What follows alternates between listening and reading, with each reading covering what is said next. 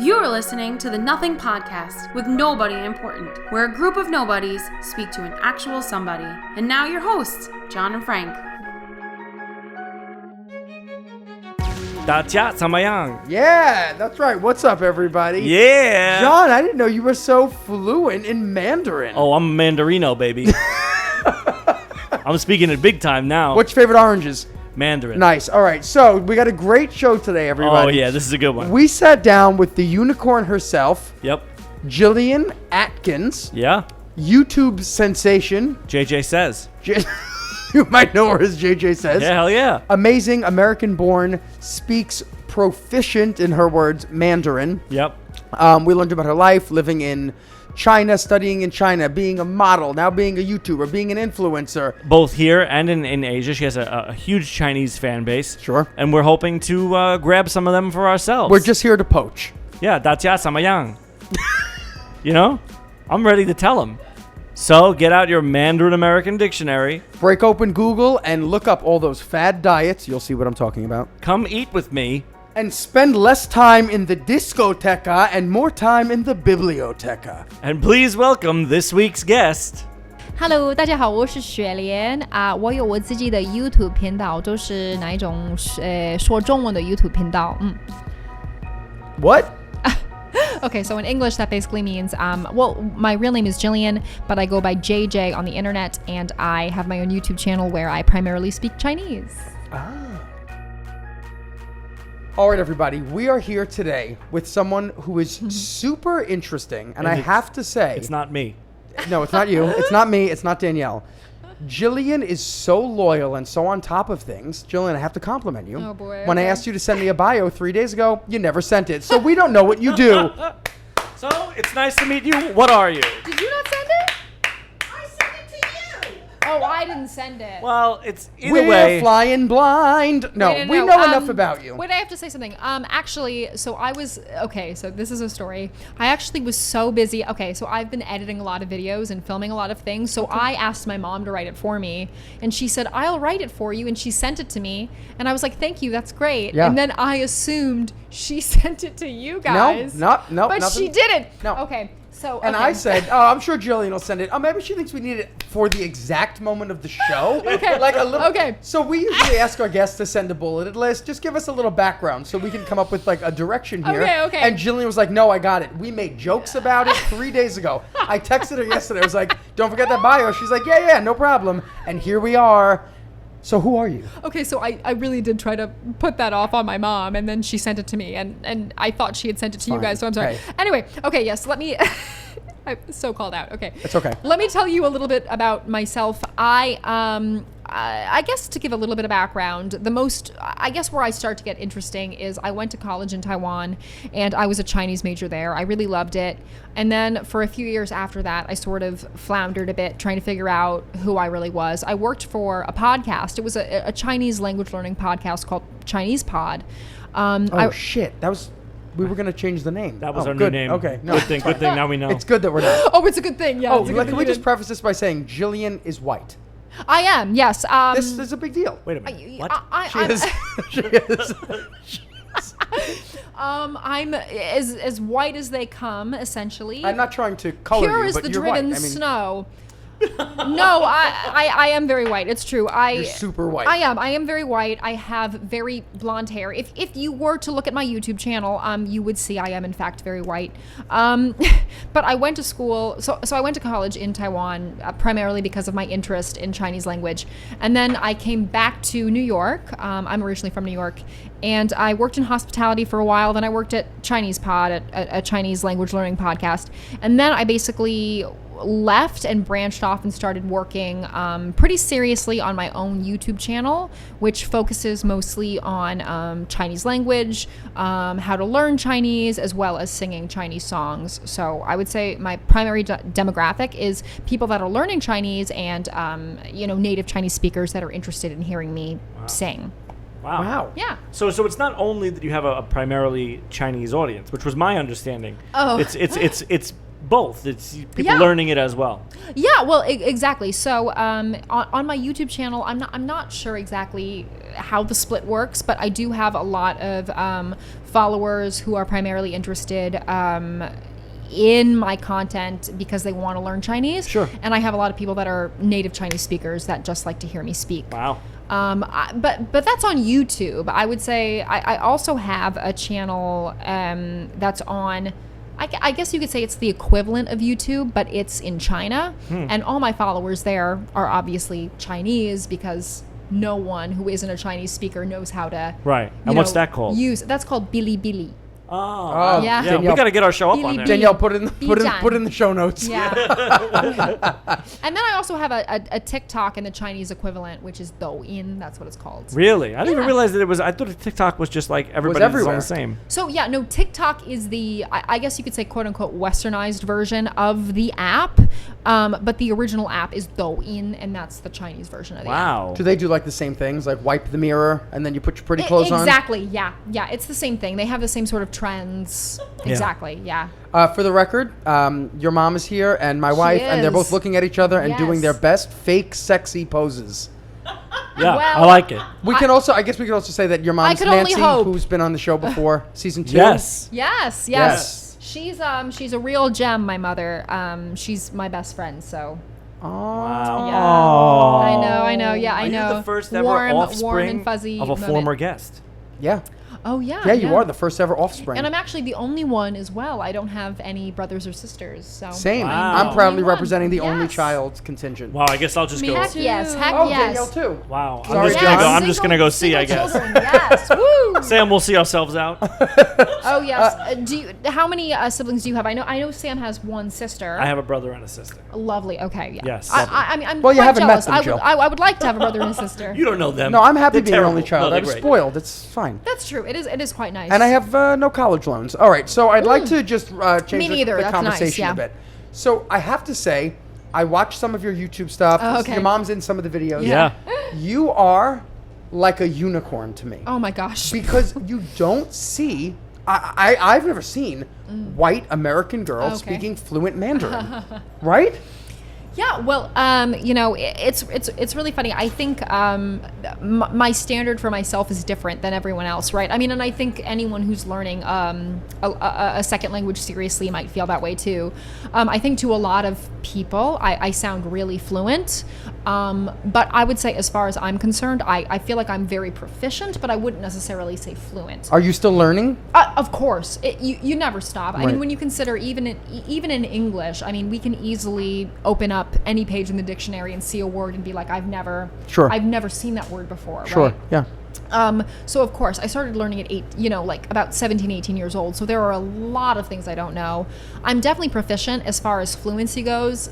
There are definitely topics that would be very difficult for me to discuss. I mean, if it was anything that's like particularly political or medical, that would obviously be a lot harder for me. Yeah. Would that be accepted, do you think, if you suddenly came out with an opinion on Chinese politics?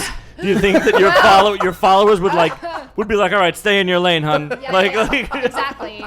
Well, Sing the songs. Yeah. Sing your songs. No, yeah, I actually I try not to say anything about politics. Yeah.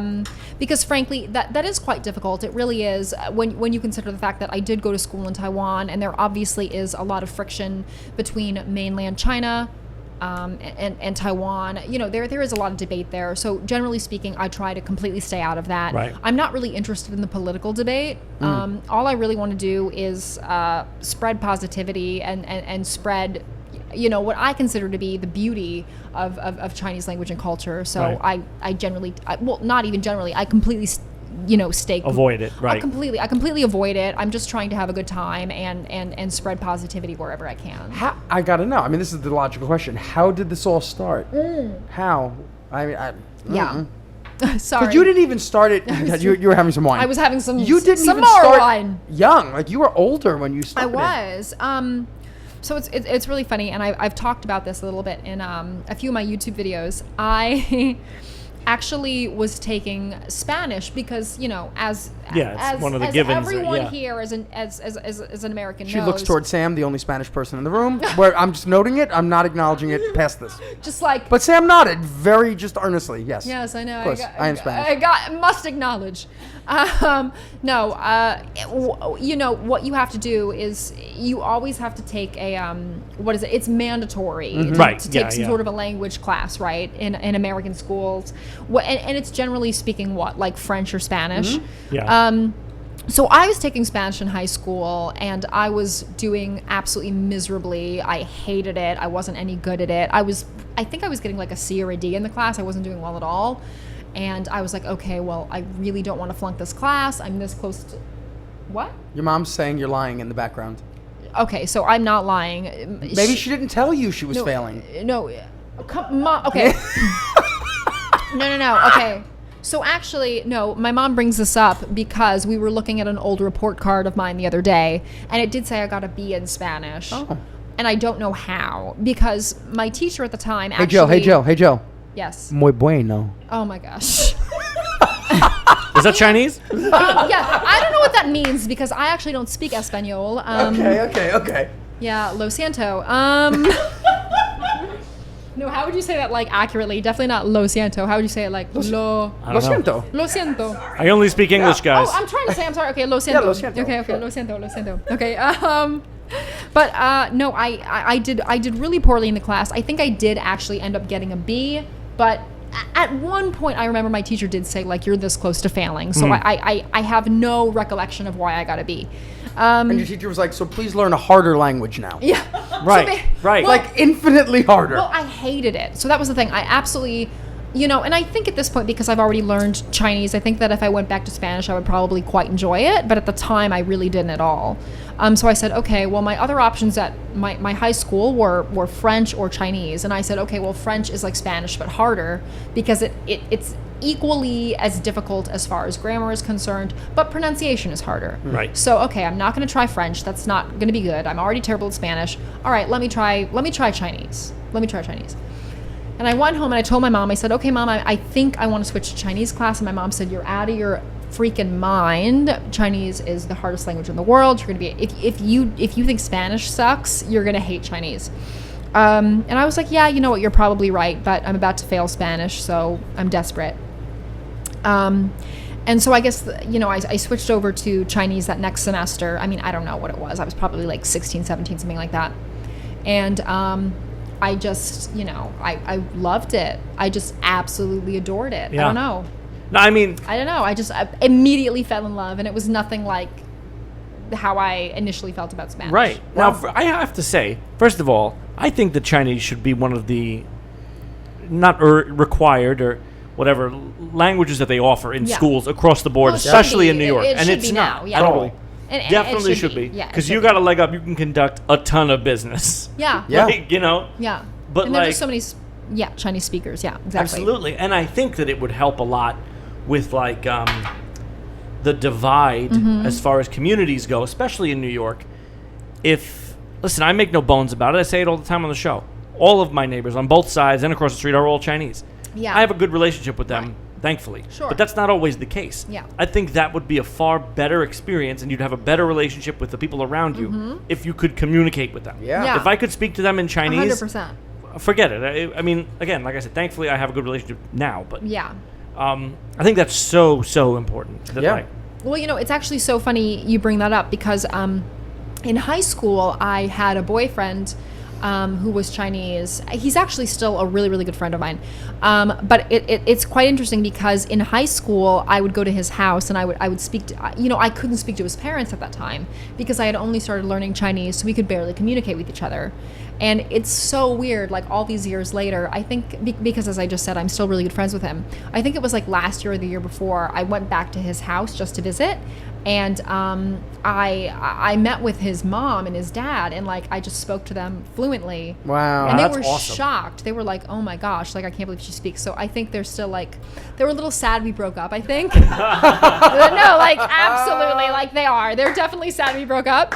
But But it was really interesting, and it really, I don't know, it makes the relationship feel so much different when you can actually seriously communicate with someone. Right. Well, listen. Oh. No, yeah, I'm just do you find that, and this is a bigger question, but do you find that native Chinese speakers who are like from there, especially the older generation, when you speak to them in Chinese, what's their response like? Are they into it, or are they like, okay, get out of here? I don't I would say generally speaking, I don't get a lot of negative feedback at all.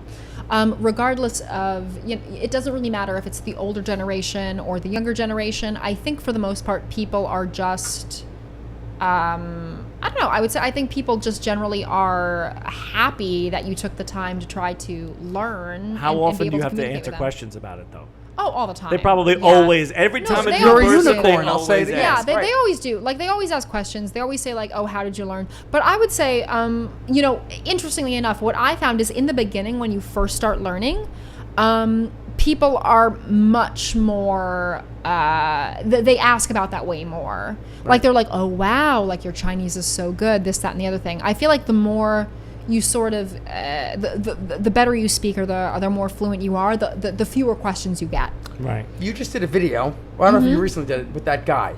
You know what I'm saying here? Which guy? Ordered food at the restaurant? Oh, yeah, my friend Ari. Yeah, he's a great guy. Okay, so I've seen Super his great videos guy. before he's you were in a phenomenal. video. Really so he nice speaks guy. Mandarin? He does, yeah. He speaks Mandarin very Right, well. and he does these sort of hidden camera Yeah. YouTube videos Right, where he that's goes right. to Chinese restaurants and he orders in fluent Mandarin. Really great And guy. everyone's like, but he adds like really good like 1990 America's Funniest Home Video sound effects. So he'll like say something like boonk, like going on like that, right? And then she was in one. He's great. Yeah. Yeah, that's a really, really good friend of mine. Actually, we're planning on doing a video, another collaboration fairly soon. He's wonderful.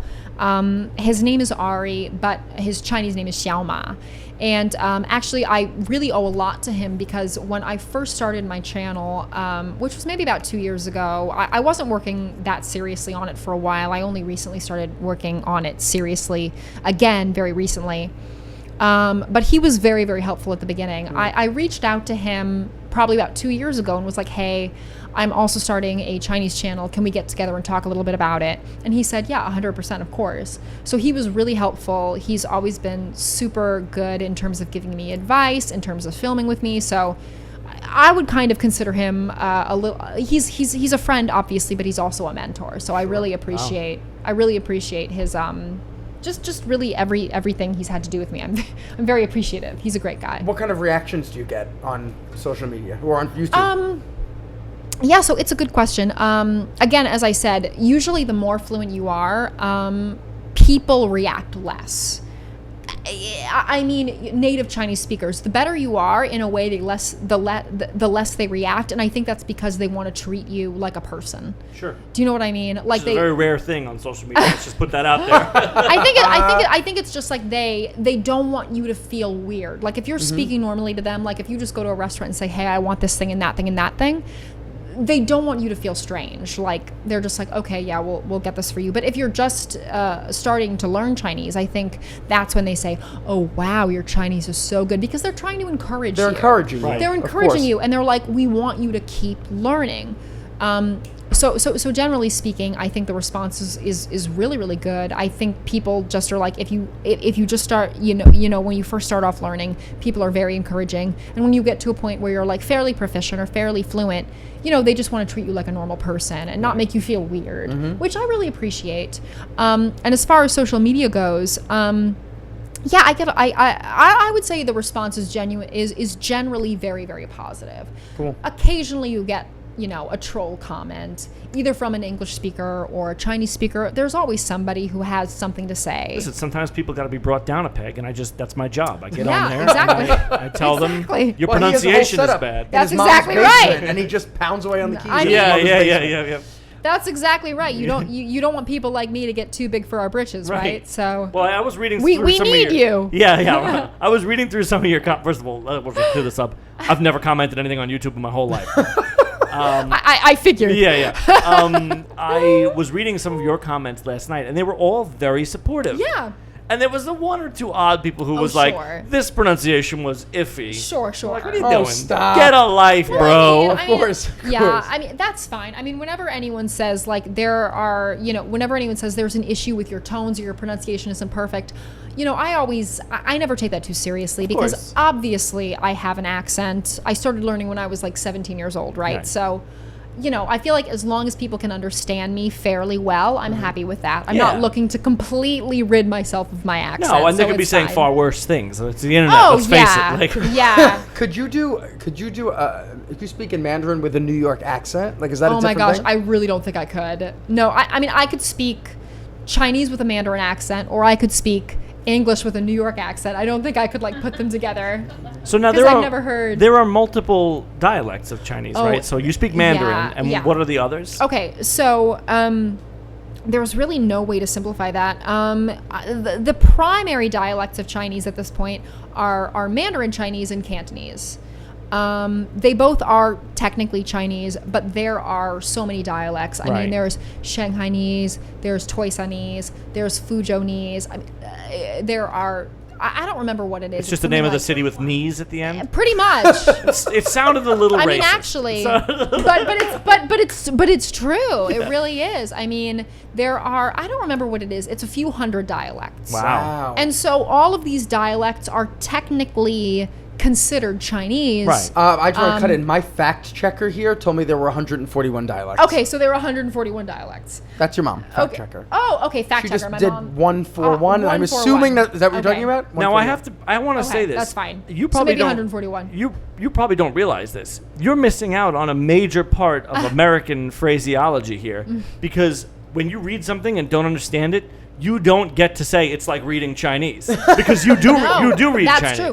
You know what I could say though? It's like Greek to me. I Yeah, could say that's that. a good one. You can go with that one. Okay. It's like People Greek usually to me. say that a bit more, right? No, I don't know. My because favorite one is it's like reading Chinese. It's like reading Chinese. Well, I can say it is in fact like Greek to me. Or I could say it's like Chinese if it was in fact the old style Chinese. Right. Sure. Like there is an ancient form of Chinese, which I guess you could say is sort of like Shakespeare English. I can't read that to save my life. But you can read Chinese. You can read and write. Oh yeah, I can. That's awesome. I can do simplified as well as traditional. I learned traditional in Taiwan because that's what they use in Taiwan. Intense. But simplified, I can do as well. I love that. I want to ask you this: when you were learning Chinese, now when I studied Spanish, middle school and high school, 7 years. Too hard for me. The only things I remember, they constantly drilled into your head in the textbooks: 2 locations. Okay. Yep. The library Always. and the discotheque. Okay, so biblioteca and discotheque. Discoteca. Discoteca. The discotheque. Yeah. Julian Discoteca. goes with Rosalie to the discotheque. You can't forget about Discotheque. Banco Popular. Banco Popular. Always is the other Banco one. Popular, That's the of third course. one. That's the third Of one. course, that's right. So what I'm asking you, That's what? right. So, but you understand what I'm saying when I say discotheque and library. I do indeed. What words come up a lot in learning Chinese that they?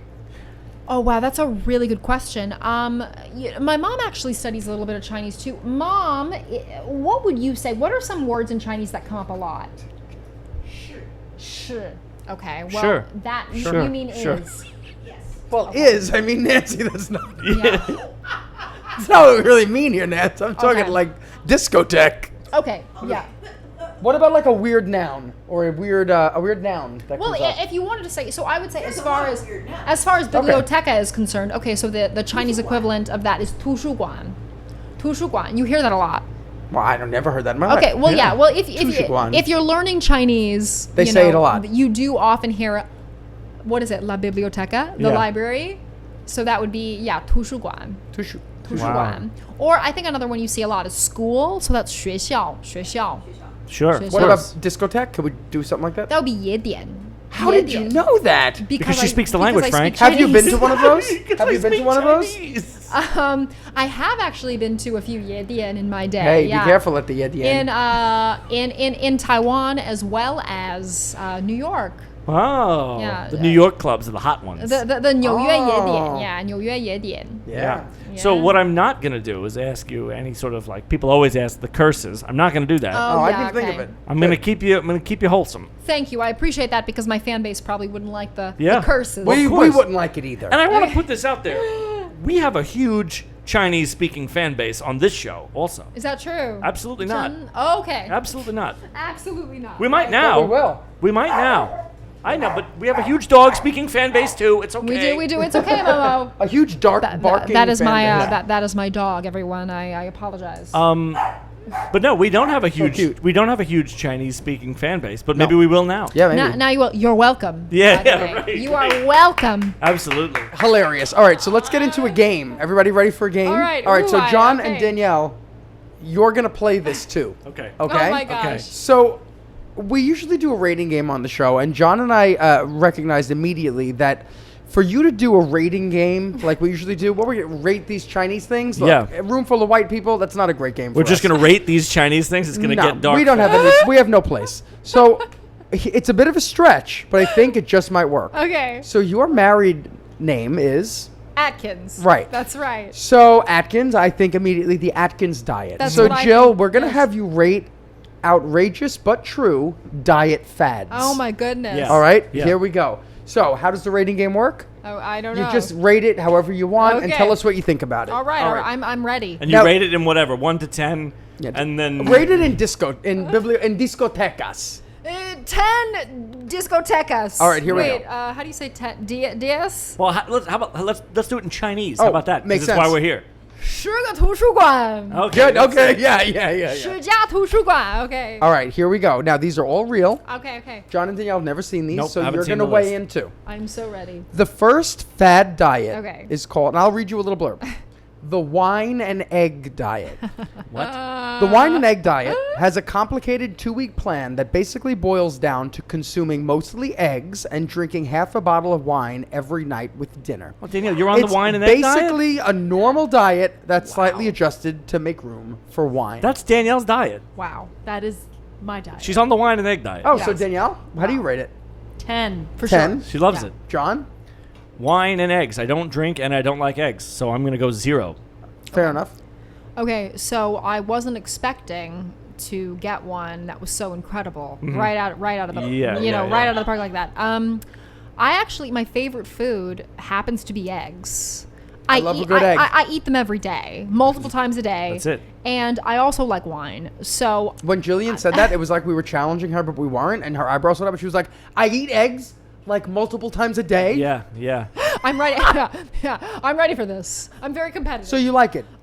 You know, I'm gonna have to go with Danielle on this. I think I'm gonna give it a 10 out of 10 as well. I've never heard of it, but I am into it. And how would you say that in... That's gonna be 10家图书馆. That's gonna be 10 libraries. Cool. 10 libraries. 10 libraries. Okay. I'm going to just want to go ahead and I'm going to take a little credit, a little pride for myself. I did not make an egg roll joke. Go on. Okay. Moving on.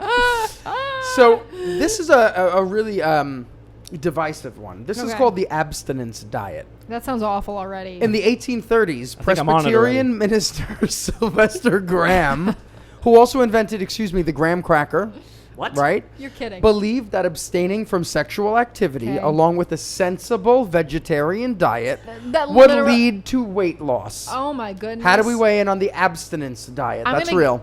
I'm gonna give that a 0 out of 10. That literally sounds incredibly awful. No sex, and also you just eat vegetables.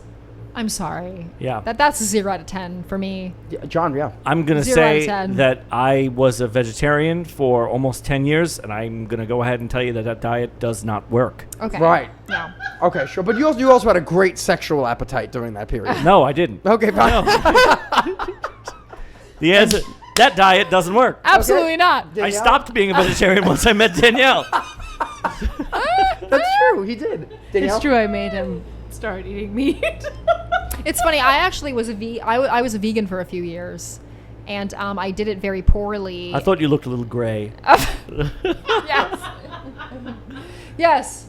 Primarily in the white of the eye. What was the Yeah, first but- thing you ate when you stopped being a vegan? The first non-vegan You know, I item? honestly don't even remember. I just stopped doing it because one day I went to the doctor and they were like, are you anorexic? And I said, no, I'm a vegan. And the doctor was like, maybe don't do that. And I was like, all right. All right, solved it. Perfect. Thanks, Yeah. Doc. That's also No. a controversial diet. You know, I had Anorexia. anorexia is a very controversial diet, and Oh, yeah, no. I suppose that's for good reason. yeah. Danielle, how do you rate it? Very low. Very low. You don't like the vegetarian? No, but I It's the imagine. abstinence diet. I know, but what's funny is when you're single and you're not having sex, Yeah, you tend to lose weight. that's true. That is true. That is true. Yeah. So because I'm I not guess saying that it Because you have doesn't no one work. to share it with. Exactly. I'm not going to say it again. say- I stopped being a vegetarian when I met Danielle, and look at me now. But you also Like a balloon. lose a lot of calories when you have sex. It True. depends how you do it, I guess. I was Let's going to move say, on. I never lost a calorie Jill's in my mom life. Jill's mom said John never lost a calorie. Just laying there. He's like, packing on the pounds. Danielle does everything. I didn't burn 1 calorie. All right, hop on. All right, moving on. This is a great one. This is called the Werewolf Diet. Oh boy! yeah. All right. Also known as the Moon Diet. This plan requires people to alter their diet based on the phases of the moon. This Basically, sounds- you no. don't eat when there's a full moon. You might lose, if you don't eat when there's a full moon, you might lose 2 to 6 pounds in 24 hours. But you'll return to normal pretty quickly, kind of like a werewolf. Ah. Right. Okay, Werewolf Diet. What do we think? I'm gonna be honest. Okay, how is a diet effective if it only works for Right. a short period of time? I don't Atkins. know. Do you know what I mean? Well, I mean, yeah. Right, it has to be a lifestyle. I feel like it has to be a lifestyle. Yeah, if it's the werewolf diet where you're just like you lose 2 to 6 pounds for what? Right. A 24 to 48 hour period. Is that really? But you also gain it back in fur. That's what I'm saying. So is that That's really? yeah. Is that really? Could you say that's a diet that's actually effective? I would say no. I would Okay. say no. So I'm All going right. to give that a very low rating. All right. It means you have to also pay attention to the cycles of the moon, which I'm not into. Yeah, see, no, I'm not doing that. a lot of work. I'm absolutely 100% not going to pay attention to the cycles. I'll of the tell you, moon. from 6th grade, I still don't know the difference between a waxing or a waning moon. What is it? I don't know. All right, moving on. This is actually don't think I real. know This either. is real. I like this one. Okay. England, this is an English one. All right. It's called the paintball diet. I hate it.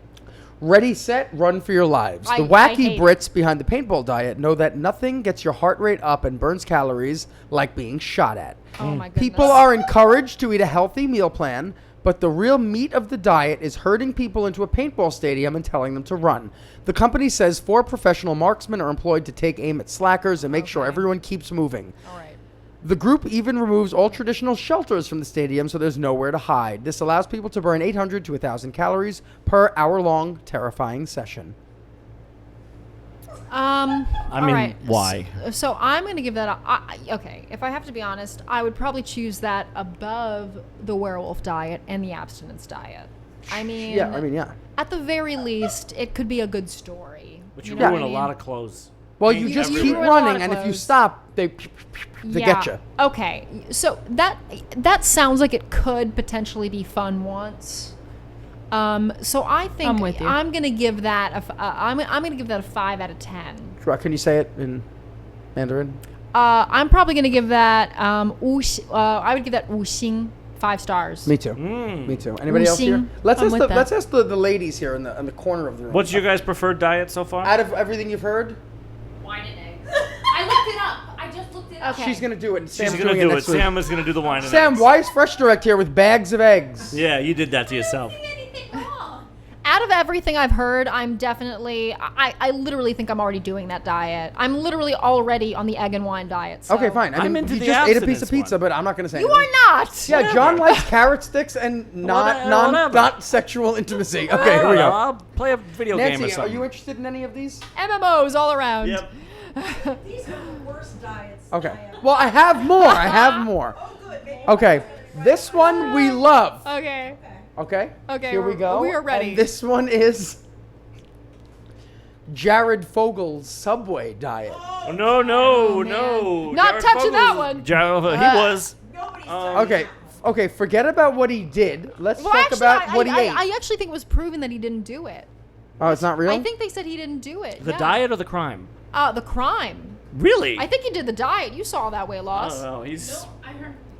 I heard that the diet was false. Anyway. Okay, it was- excuse me. I have some What about information the crime, here. though? I think I that mean, was he's also serving a false. lot of time. If he didn't do it, I He's mean, in there's a jail right problem. now? I don't think. I thought he wasn't in jail Oh, right he's now. in jail. Can Oh, we have well, somebody maybe he look did it up here? One Can, of the can someone look up if Jared Fogle did it? Sam, please look at Sam's literally like, I don't know how to spell it. I don't know who it is. I don't know what this is about. That's the Subway Her man. eyes are going to pop out when she sees what he did. FYI, he would eat smaller portions from Subway, and he wouldn't eat things like mayo, high calorie, Sure. obviously, okay? Sure. So, how do you rate it? What are my feelings on the Jared Fogle Subway diet? Sure.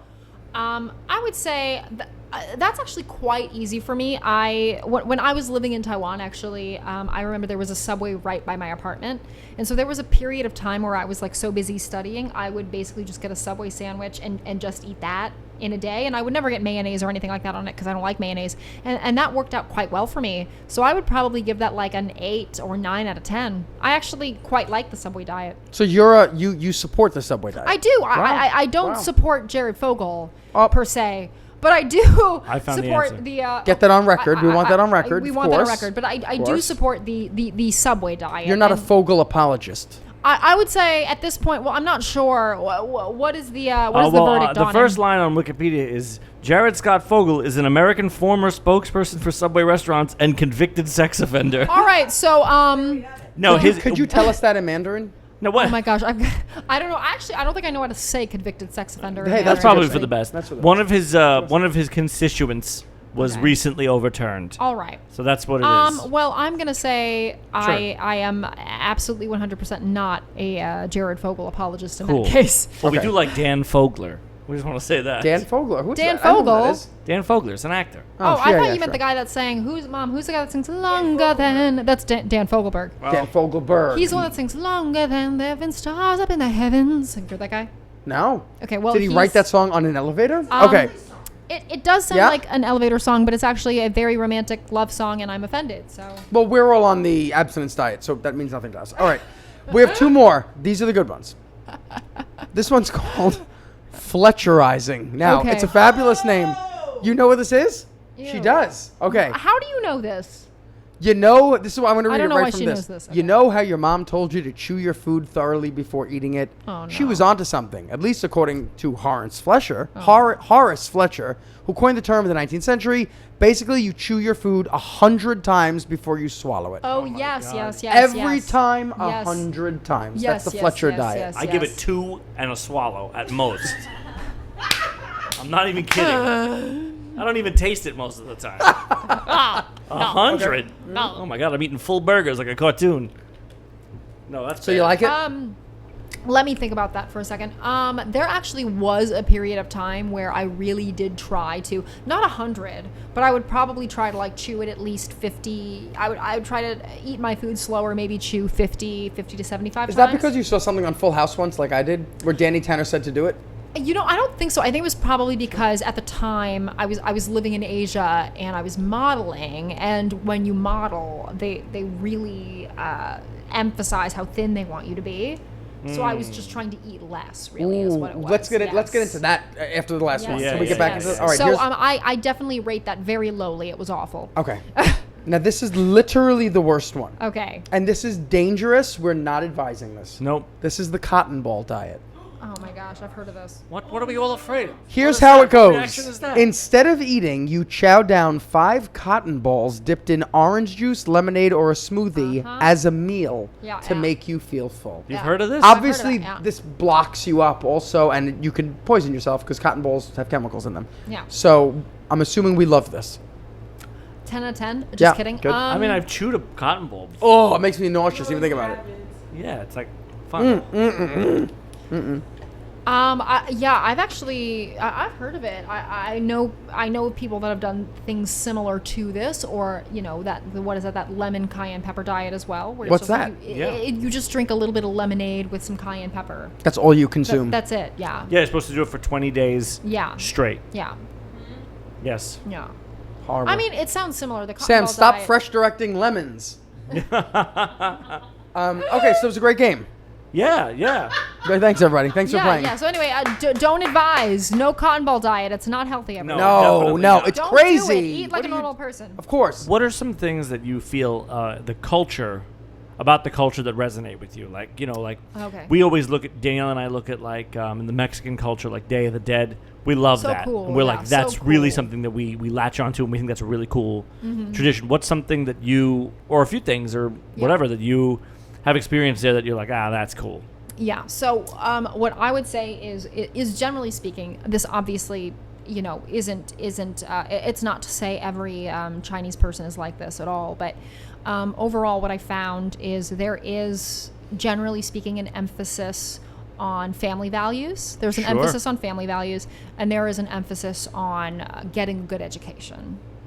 And those are things that are very important to me. I think recently in America you've sort of seen, well, in the West, there's this sort of the rising up with hookup culture of this this quote unquote chill culture. I'm so chill. I'm so cool. We'll just see how this goes. John, she stared you down while she was saying that. Well, I am very lax. I always thought you were chill and cool, and I always felt you'd see how it goes. I tend to go with said flow. Yeah. Yeah, but Especially when you tried the diet. When Yeah. you abstained from Yeah, the abstinence diet. Yeah, that sounds like a super chill diet. Yeah, it was easy. Really. For me. Just really go with the flow, abstaining from sex and meat. Yeah, super No go with the flow. problem. No problem.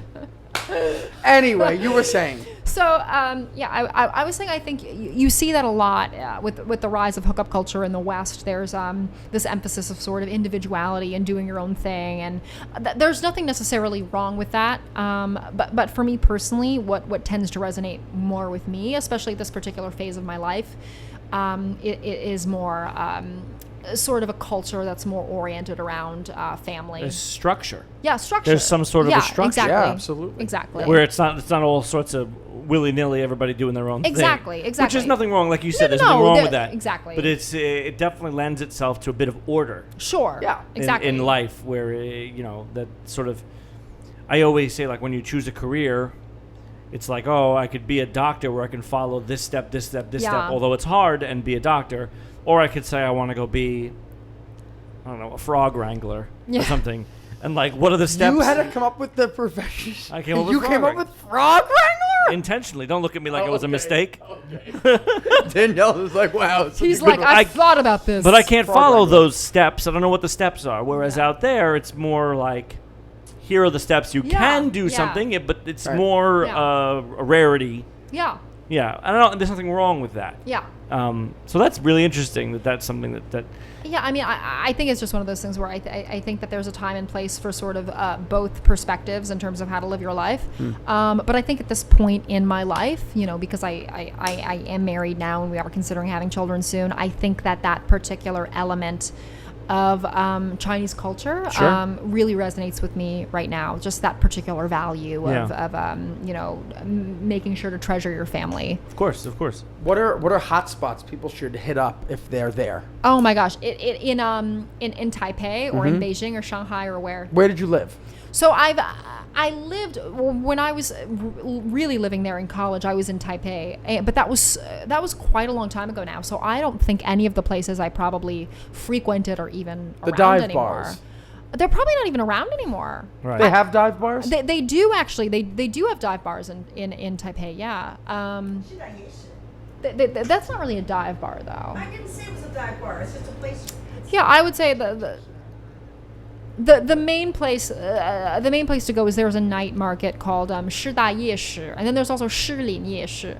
And a yeshi is just a night market, which means it's where you go to eat and drink late at night. And generally speaking, it's kind of out on the street, that kind of thing. I'm into it. Yeah, no, it's awesome. Yeah. It's really fun. It's a really interesting cultural note. Are there Italian restaurants in Taipei? There actually are. Yeah, there are. They have a lot of international cuisine. Yeah, actually, interestingly enough, they have a lot of Indian and Italian food in particular, I recall. But again, this was like 10 years ago. Right. Perhaps that it's changed slightly over the years, but that was what it was a while ago. So bring us now to the present and the YouTube stuff. Sure, yeah. Yeah. What made you start the channel? Where are you at? Where do you want it to go? Yeah, so I originally started it. I actually wasn't really that confident at the beginning. It wasn't even really initially my idea. Actually, it was my husband. He was still just my boyfriend at the time, who was like, listen, like, you have this real skill. It's interesting. People might like to see it. You should consider it. And at the time, I really wasn't feeling particularly self-confident. But I still went ahead and did it. And I started this channel maybe about 2 years ago, and I would say I didn't really take it seriously for about 2 years. I mean, my subscriber base was still, kind of slowly growing. Right. It was growing faster in China than it was in the YouTube community, but it was still growing. But I didn't really feel that proud of it. I didn't really like the content I was creating. And then I would say maybe it was probably about 4 months ago, I started to actually, I'm not really sure what happened. I think we recently moved into a new apartment. And I think when we moved into a new apartment, my perspective kind of shifted a little bit, and I started taking it a bit more seriously, and I started to actually really enjoy my work. And then in the last few months, my subscriber base on YouTube has been growing fairly rapidly. So I'm quite happy about that. And primarily what I'm doing now are videos about Chinese and learning Chinese. And then I'm also doing cover songs, which are actually doing quite well.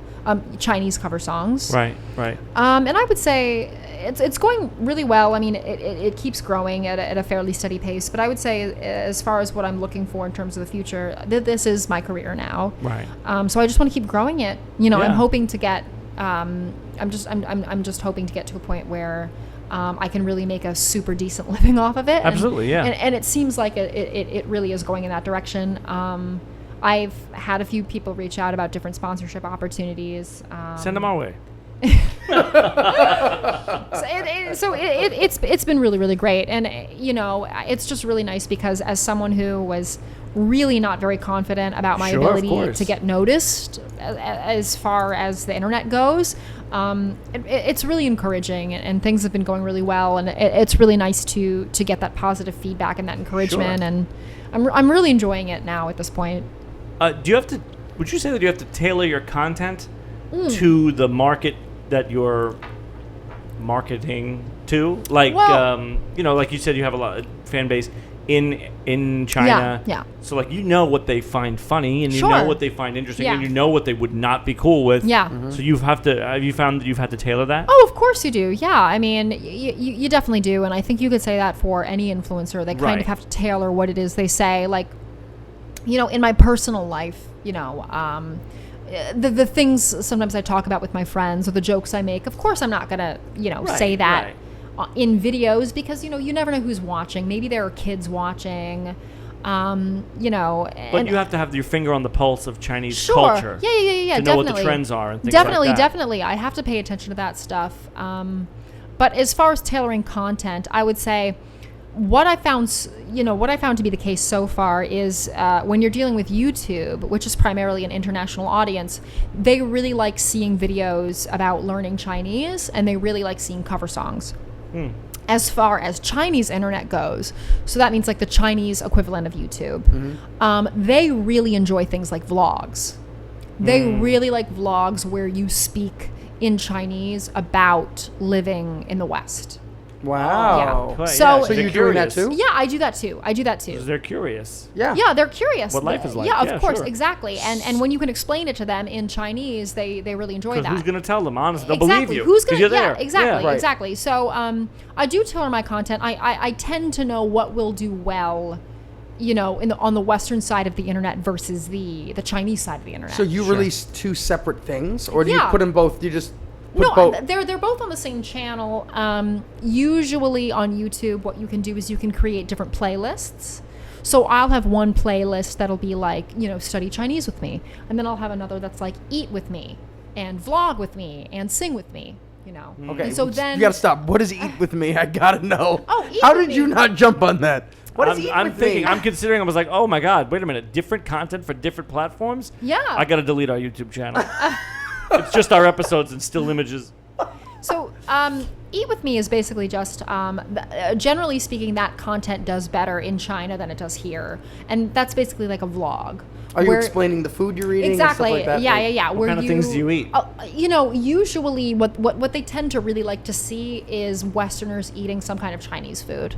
Oh, I would think they want Western food, like you eating like KFC. It's KFC, hot dogs, burgers, that's it. It's so funny. That's what I would think too. But not really. Really what it is they want to see how other people that aren't in China respond to, Chinese things, respond to their culture, respond to their cuisine. Wow. They tend to really like that. So those videos generally do pretty well. They don't do as well on YouTube. I would say that's probably because a lot of the viewers aren't in China, you know.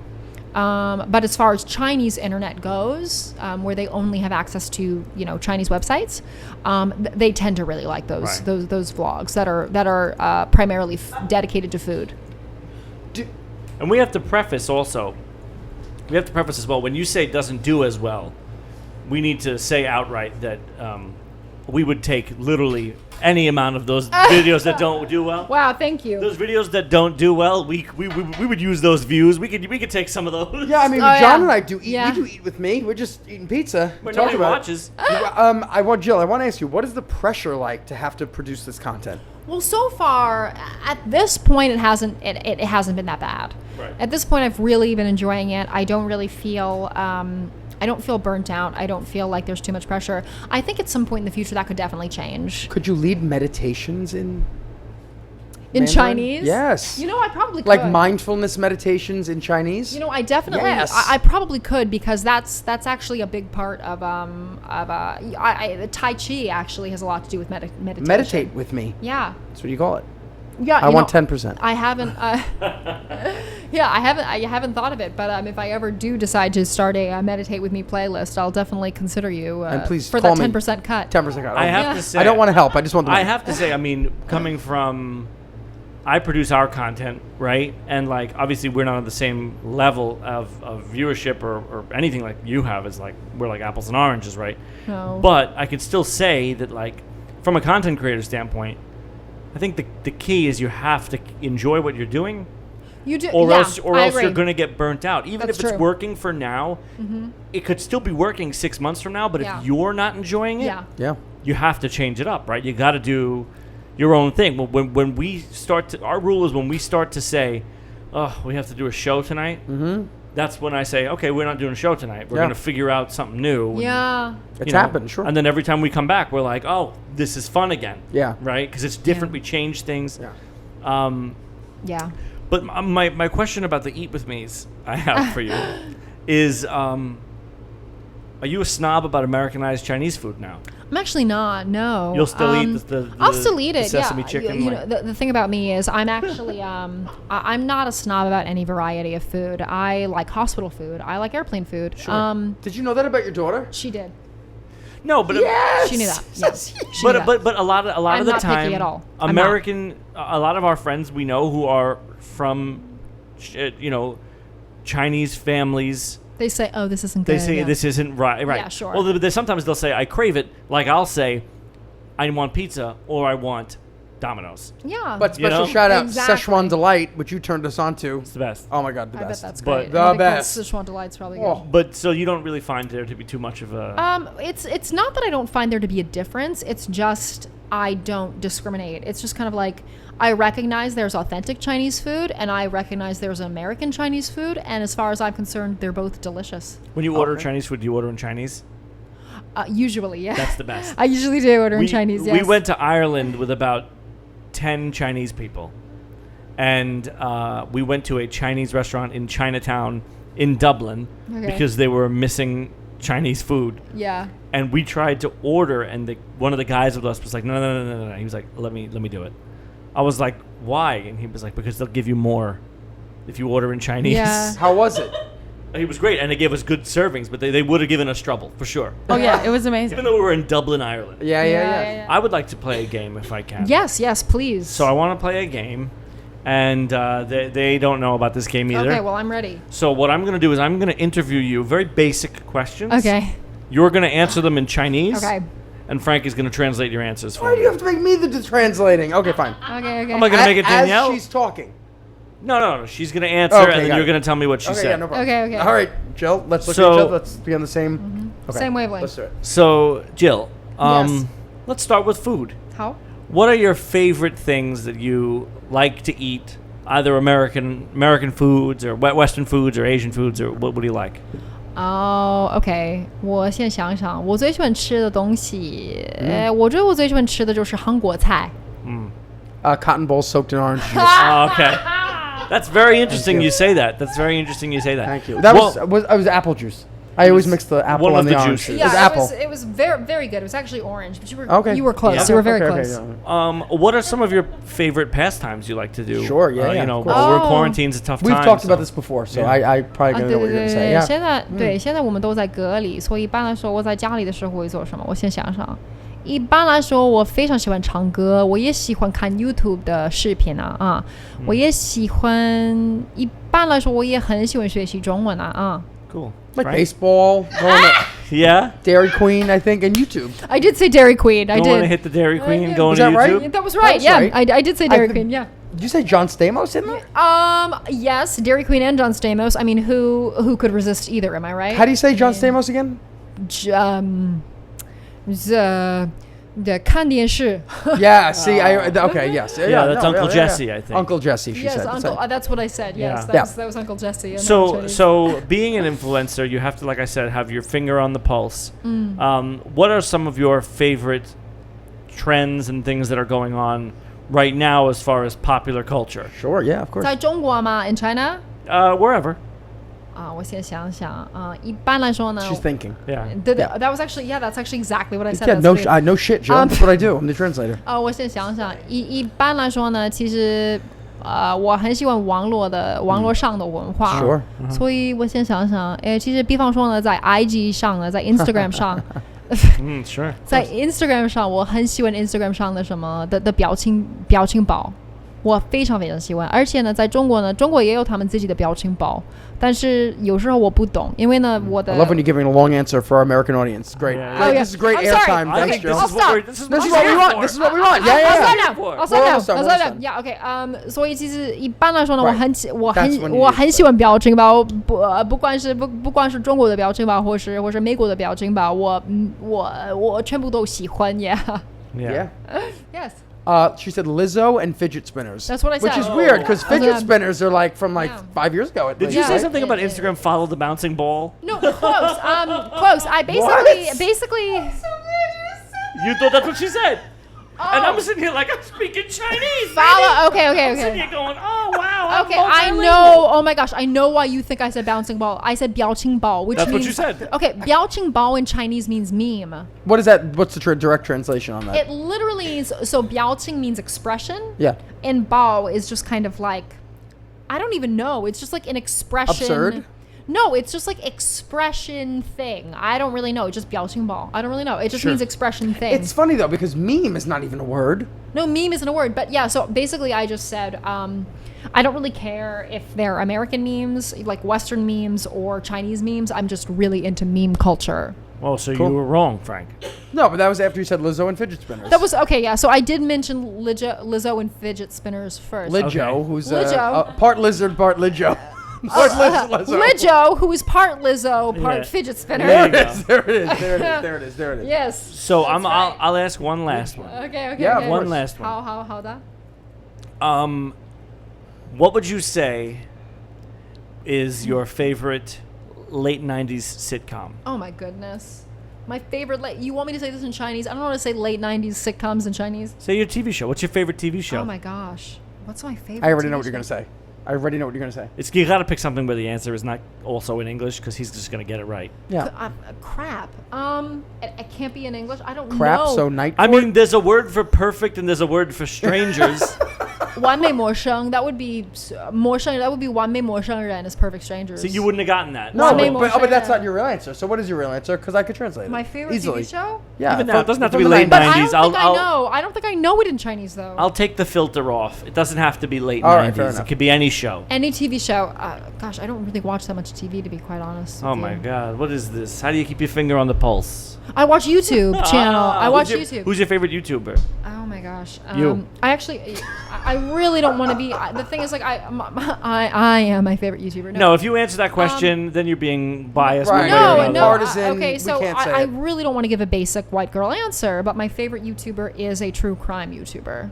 And that is a very basic white girl answer because all don't think so. I think So do all you wanna white say it women like now basic in crime. Mandarin? I mean, like true crime. I don't really know how to say true crime in Mandarin actually. Don't say anything. I don't know what you're I saying really anyway. don't know. No, I really don't know. Okay. I really All can't Sure, right. you even can't look get it it up. wrong. She can't say to lie. because they know. I guess. Yeah. Let me think. But yeah, that's. I do have a favorite YouTuber. Her name is Stephanie Harlow, and she's a true crime YouTuber. As far as TV shows go, I have to be quite honest. I really like Adventure Time. Yeah, I love Adventure Time. I really do. I really like Adventure Time. I love Adventure Time. Yeah. It's a phenomenal show. And it's a weirdly, I've always felt this is a weirdly Asian influence on Adventure Time. I think there is with the Korean With Bimo, for sure. It's a very Korean character. And what is it? The Rainicorn. Well, the Rainicorn doesn't even speak English, right? She only speaks Korean. That's right. Yeah. So I really like Adventure Time. I would say probably another one of my favorite shows is I really like Arrested Development. Oh. I think it's a phenomenal show. That's a classic. And probably also another Cartoon Network show, Flapjack. Which Yeah, is yeah. similar to Adventure Time, but wasn't Yeah. as popular. Sure, I would say those absolutely. are probably some of my favorite shows. Well, those are all in English answers. So Yes. Translate. You know how long I Okay, was now, waiting Frank- to translate Hanging with Mr. Cooper? Yeah. That's all I wanted to say. All right, well, she gave the answer. Now, Frank, you translated in Chinese. Nope, I won't do that. Thank you. I'll pass. So Good choice. I wanna put a nice little bow on this. Yes. Something that's been on my mind since we started is Yes. Frank started this conversation by saying you're a unicorn. Oh, A white Rainicorn. a rainicorn, right? A unicorn, a white person from America Yeah.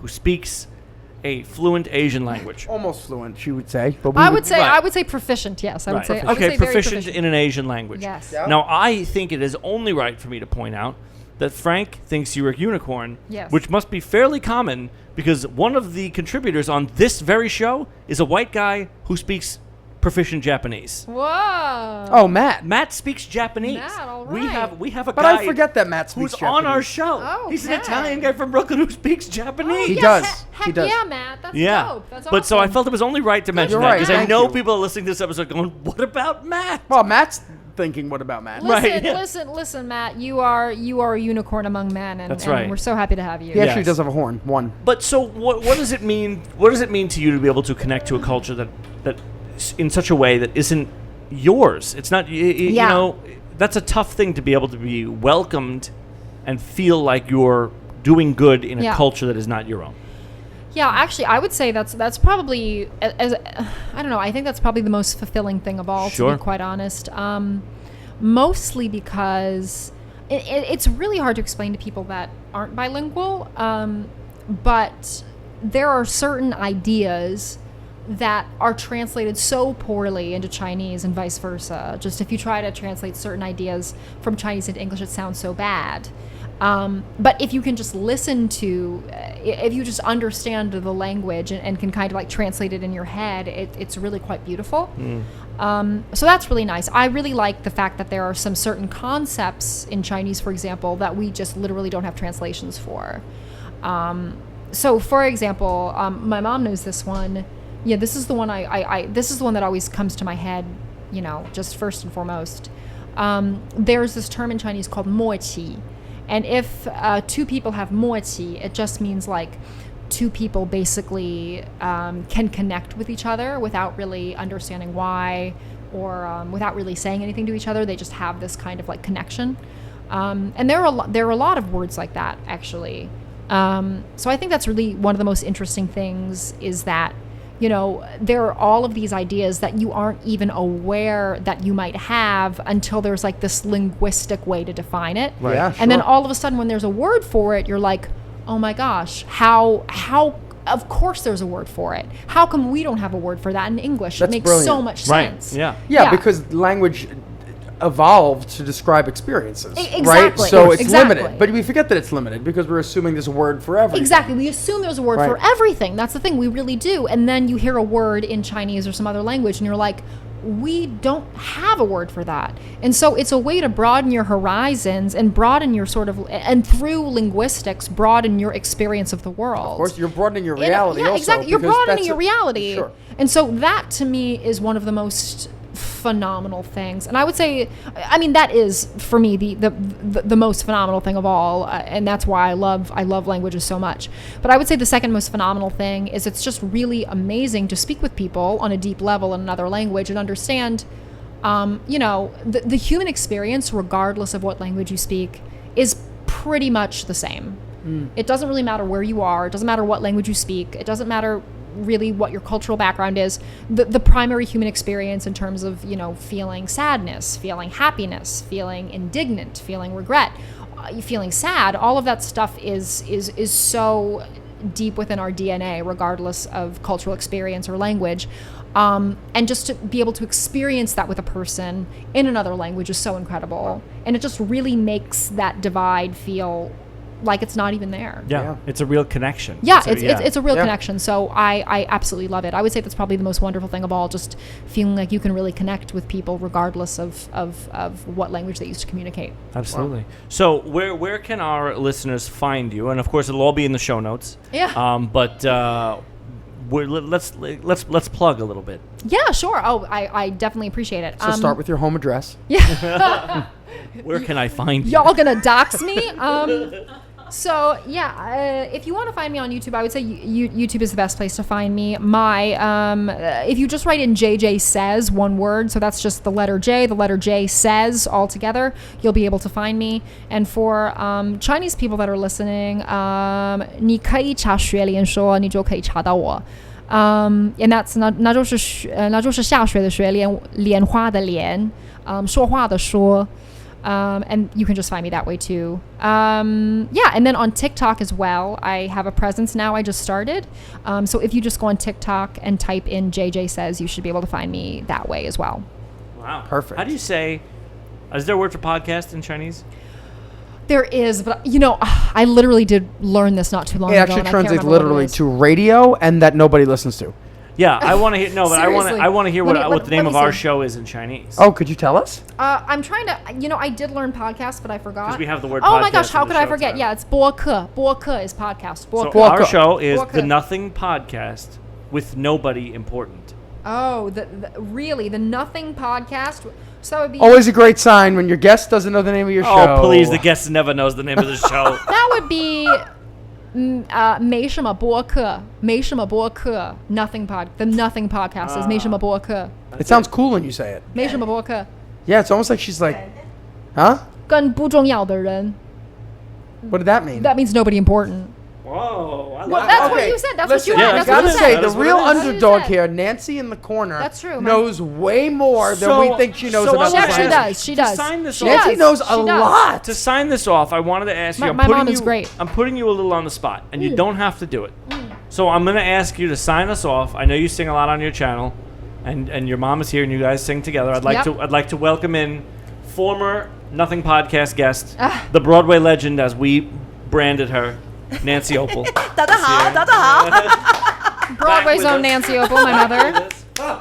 And you guys are gonna sing a little for us. 对对对， No pressure, not you know. And then we'll get a nice round of 压力 applause, 是 and that's how we'll sign pressure， off. 对不对 Okay, 你准备好了吗？ ？5, 6, 7, 8。玫瑰玫瑰最娇美，玫瑰玫瑰最艳丽，枪下开在枝头上，玫瑰玫瑰我爱你。 I love that song. Everybody loves that song. 超好听的一首歌。 You've been listening to the Nothing Podcast with Nobody Important, a cool side production hosted by John Panepinto and Frank Caiati, with contributors Matt Hunt, Joe Hagopian, and Tom Zaccheo, and engineered by me, Danielle Rosefisher. Find us online at nothing-podcast.com. And be sure to rate and subscribe on Apple Podcasts, Spotify, or wherever fine podcasts are distributed.